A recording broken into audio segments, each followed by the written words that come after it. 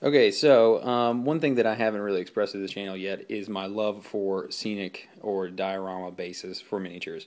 I think the base is half of the miniature, and so what I'd like to do is do a series of videos where we talk about different styles of bases, and we just go through a few different methods for different materials.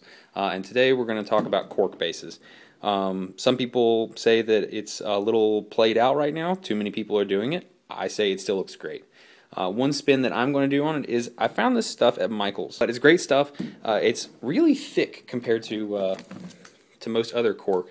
There's 4 different sheets here, and you can kind of see a comparison next to my finger here. It's at easily double, if not triple, the thickness of normal sheet cork like this. I know cork comes in a variety of different thicknesses, but this is really thick stuff. This has got to be at least, I don't know, it's approaching half an inch thick. So that'll give you something new and interesting. Plus, if you look at the size of the grain on this stuff, it's really chunky. So that'll give you some interesting new texture.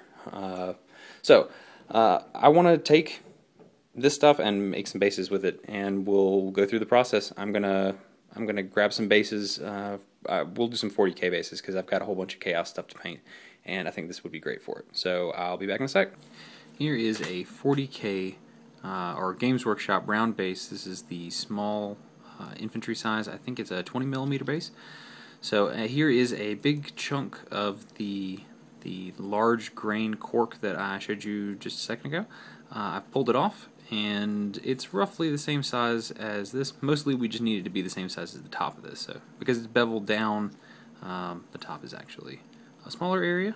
So what we're going to do is we're going to try and break this off into a more organic shape. This is a nice corner piece here, but we want it to be more rounded and look a bit more like that. So I'm just going to hold it with my thumb here, and I'm just going to sort of peel away at it.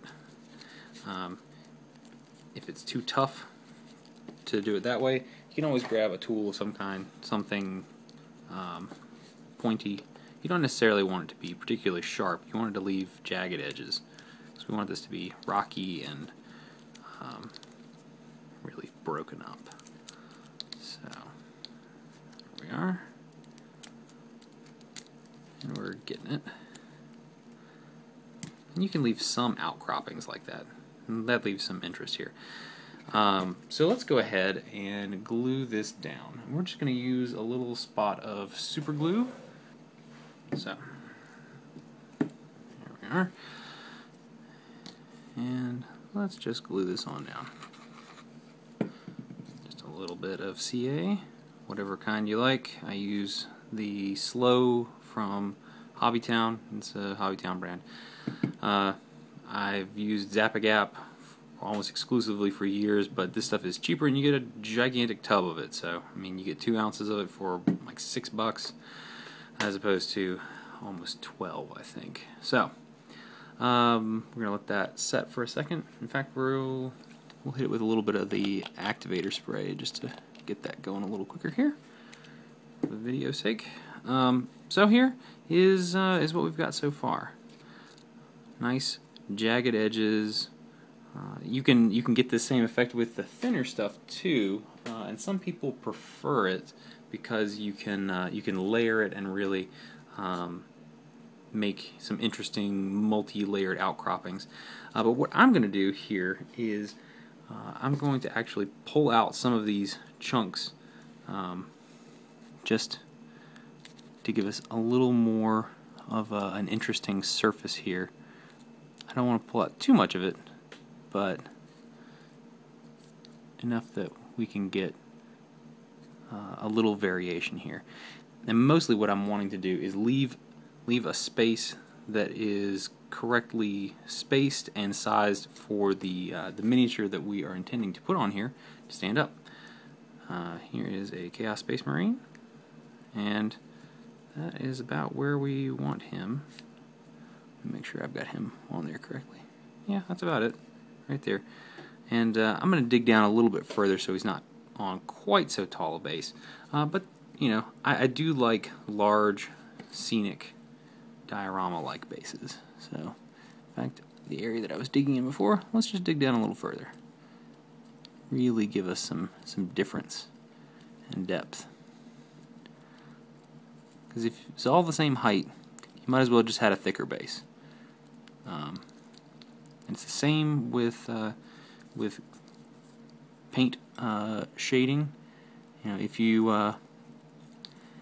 you've got all one color, even if it's the most interesting looking model, it's the separation of lights and darks, of peaks and valleys, that are really going to make your miniature outstanding.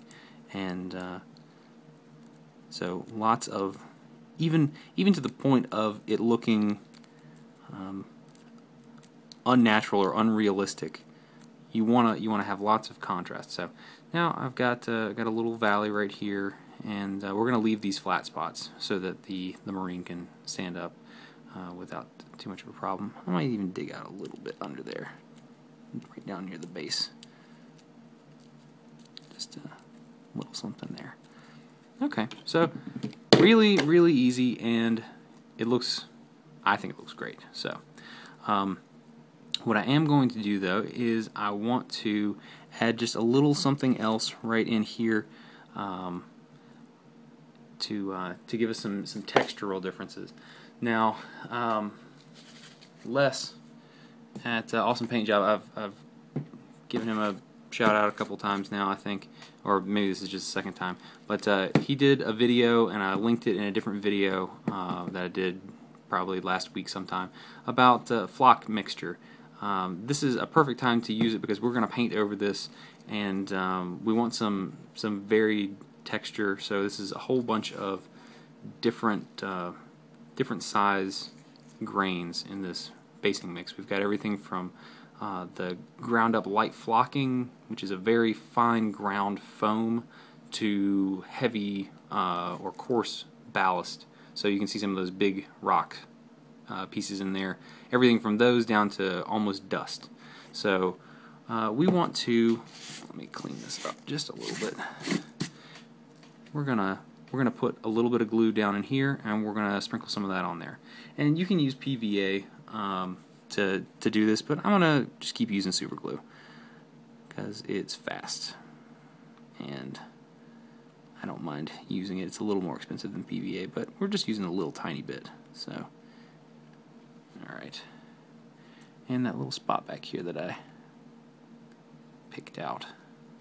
So that, and we'll put a little up here on that lip. I want to make sure not to have too much of it puddling there. And what I'm going to do is I'm actually just going to toss it into my bucket here, and shake it around a little bit, and it'll stick to all those little spots. And so now we've got, let me get a little closer here so you guys can see in a little more detail. We've got these nice flat rocky spots up here, the outcropping, and then in certain places we've got some really nice different textures. And we're going to paint over all this, so it's not going to have this odd color scheme.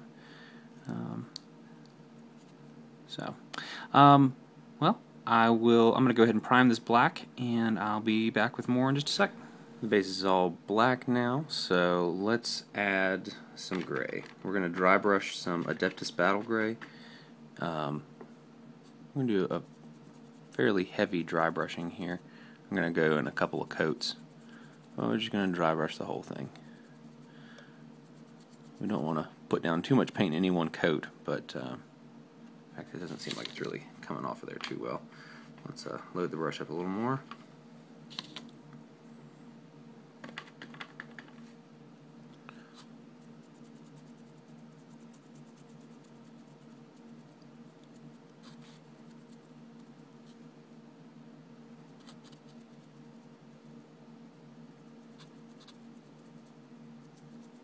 Okay, I can see it here, but it is difficult to see on the camera. So I think you can see it a little better with that. Try and focus on, yeah. Let's just do another coat real quick. See if we can We don't want to kill all of the black areas on this, but I'm looking for a little lighter because we're going to do some interesting washes over this. I thought we'd do some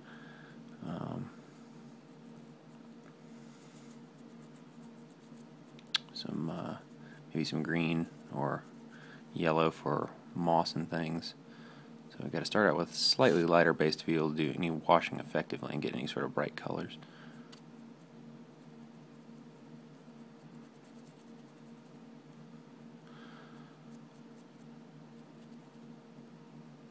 So okay, we're getting a little better there. Maybe just a little bit more of this Adeptus Battle Gray. Got a weird little fuzzy bit hanging there I don't like.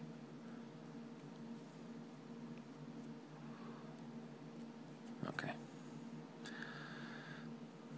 That looks better. Okay. So we got that now. So let's hit it with something just a little lighter. I'm going to use another one of the the base colors or foundation colors from Citadel. We're going to use the Astronomican gray. Looks like mine has gotten old and thickened up just a little bit, but that's okay for dry brushing, so I'll add some more water to that pot later. Okay, we don't want to go too nuts with this because this is a much lighter color. So, especially around the edges, only a little bit. If you start pulling some pieces of cork out, it's not the end of the world. Try not to really dig in and start removing a whole lot of surface, but you know, if a little chunk here and there comes loose, that's okay. We can go back in and touch that up later. Okay, so there we are. This is a good base to start working from now, no pun intended. So let's start applying some washes here and just see what kind of effects we start getting. This is all about experimentation, especially the first one, because you don't have a set plan yet. So this is where you get to have lots and lots of fun. But just remember what you did for the subsequent ones if you want matching bases. I find that it is very, very important to always take notes and write documentation about what it is that you're doing on large projects so that you can recreate it easily without too much further experimentation to rediscover what you already figured out. Alright, so I've got some Thraka green, and let me find something to put that on. Where did my palette go? Oh, I'll use this. Okay, so got a little piece of foam here. Just gonna put a decent little amount there.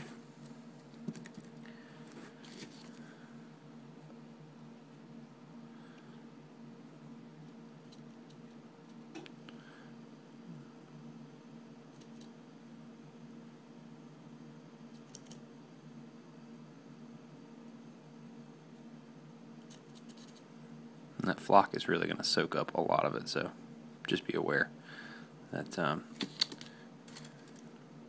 you're probably going to use a little bit of wash here. In fact, let's water it down just a little bit so it goes just a little further.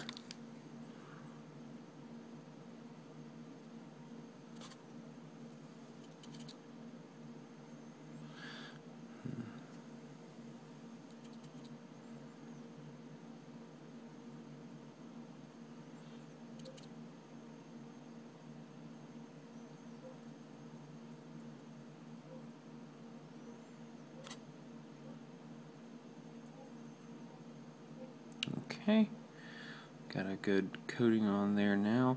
I think it's a little difficult to tell what exactly it's going to look like when it dries. So I'm going to hit this with a hairdryer and I'll be back in a sec.